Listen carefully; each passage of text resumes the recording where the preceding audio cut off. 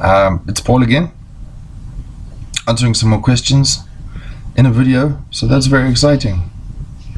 Alright, so now let's see, where were we last time? Tommy Kelly asked, is banishing overrated? We did that one. And then Kirk G. Weaver says, good one, Broheen, which is not a question to me, it is a reply to Tommy Kelly's question.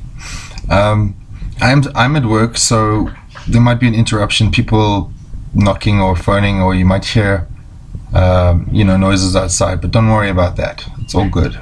Alright, so let's see. Kirk G. Weaver also says, where have you been, what have you seen, and what are you listening to? Well, I haven't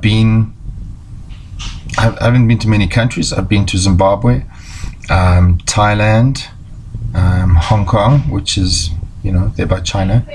I've been to Swaziland. I've been to school, and I've been to work, and I've been home, and I've been to shopping centers, and I've been to parks, and I've been to a lot of places. It would take me a long time to, explain all of these things. What have I seen? Same kind of answer. I've seen things, lots of things. I don't know how to answer that. It would take me too long to kind of. I can't even remember everything that I've seen. You know what I mean? I can't answer that question. But it rhymes, so that's quite cool. What are you listening to? Well, at the moment I'm listening to my own voice, which is quite cool. I like it. Not really, but it's fine. Musically, maybe you mean, well, I don't really listen to music very often. I listen to music when I'm trying to kind of get into a particular mental space, or change my mood or something like that. That's when I generally listen to music. I like some music, but I don't really listen to the radio or popular music or anything like that. I don't know if that answers your question. I hope so. Alright, Luna says, what are your thoughts on how to avoid getting dragged down by anger, disgust, resentment, or other negative emotions, especially when there is a genuine, legitimate reason to be upset? How does one maintain equilibrium or stay positive in such circumstances? Well, that's a very tricky question, and it's got a bunch of layers to it.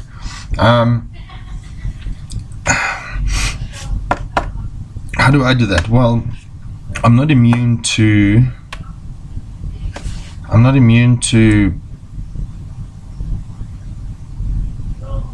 anger, disgust, resentment, or anything like that. I try and avoid it as much as possible. I try and keep a perspective where I see people having their own kind of reality tunnels, their own stories going on.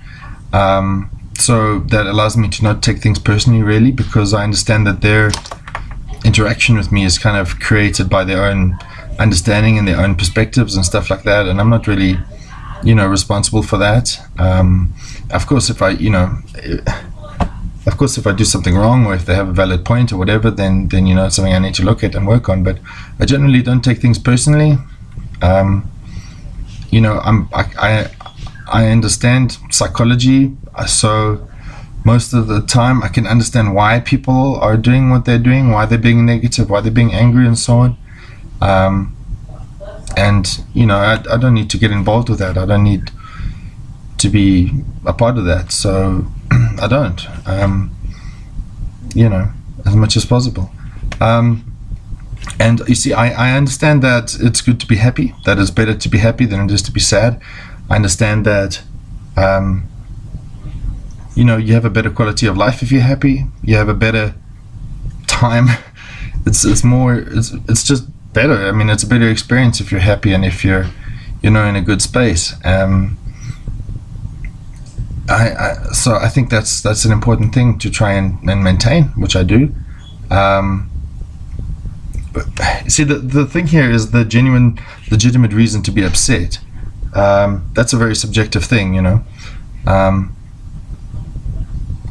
depending on kind of your philosophical, stance, there might never be a legitimate reason to be upset or anything like that,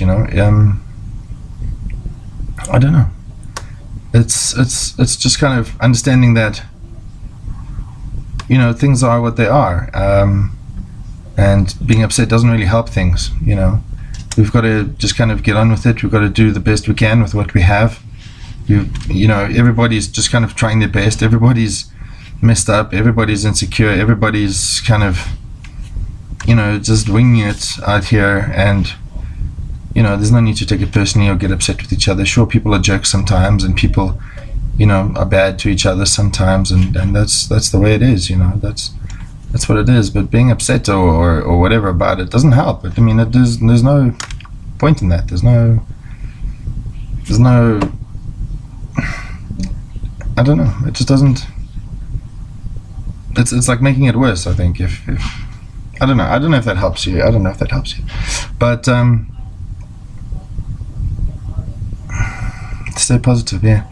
I think it's really hard to kind of stay positive and to maintain a kind of optimistic outlook on things. I think that is hard, but I also believe that it's a skill. It's something that you can develop and something that you can practice over time. And even if there is no kind of payoff, I mean, if like the power of positive thinking, whatever, doesn't bring you better relationships or better job opportunities or better whatever, although it will, because people like interacting with happy people. People like interacting with people who have a good vibe about them.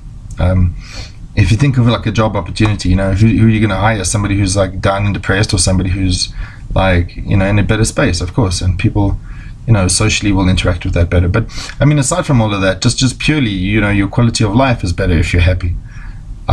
So even if you have to fake it, even if you have to just kind of I don't know, I think it's the perspective that you got to take. That is there anything worth getting upset about? Sure, maybe sometimes, but generally not. I mean, generally not. I think it all comes down to value. It all comes down to what you hold on to, what you place your value in, what you kind of what's important to you. People with issues, like everybody, have buttons. They're sensitive to particular things that play on those issues.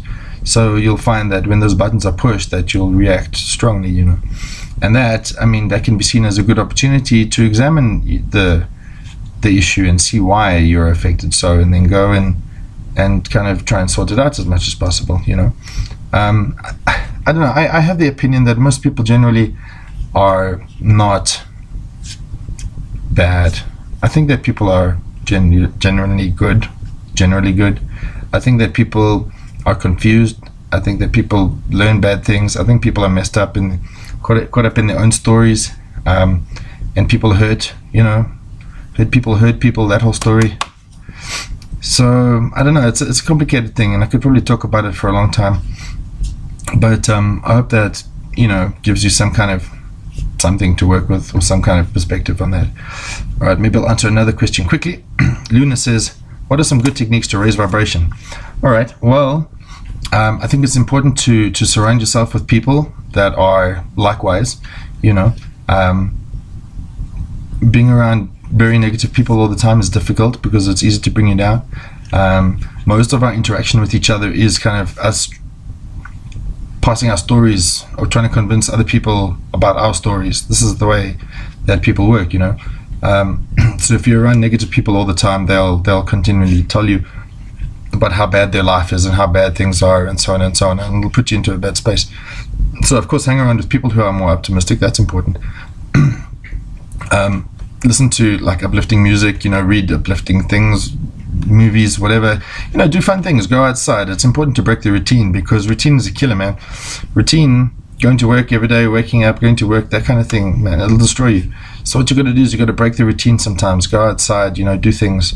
Go hiking or watch movies, or just walk or meditate or do something, anything. That's really important to maintain perspective and to break the kind of cycle. That's really important. But yeah, meditation is a good one. Exercise is a good one. Go out into the sun. That's also a good one. Just be in the sun, be in nature, trees and all that kind of stuff. That's important.